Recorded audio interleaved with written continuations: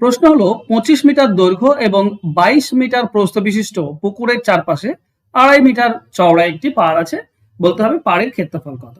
তো ধরে নাও এই হচ্ছে তোমার একটা দৈর্ঘ্য হচ্ছে এর 25 আর প্রস্থ হচ্ছে 22।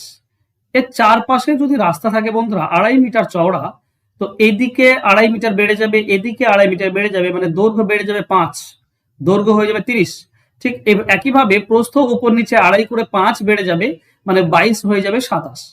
তাহলে পুরোটা পাড় সমেত ক্ষেত্রফল কত হবে না 30 ইন্টু 27 মাইনাস এই ভেতরে যেটা অ্যাকচুয়ালি পুকুরের ক্ষেত্রফলটা বাদ দেবো 25 ইন্টু 22, এইটুকু বাদ দিলে আমরা ক্ষেত্রফল পাবো পাড়। ঠিক আছে, 27 3 81 মানে হবে 810 মাইনাস 25 22 হয় 550, 500 বিয়োগ করলে 310, 50 বাদ দিলে তোমার 260, 260 থাকছে, এটাই হবে রাস্তার ক্ষেত্রফল। তো অ্যান্সার হবে অপশন সি। আশা করছি বুঝতে পেরেছো। ভালো লাগলে অবশ্যই লাইক কমেন্ট শেয়ার করে দিও। ধন্যবাদ।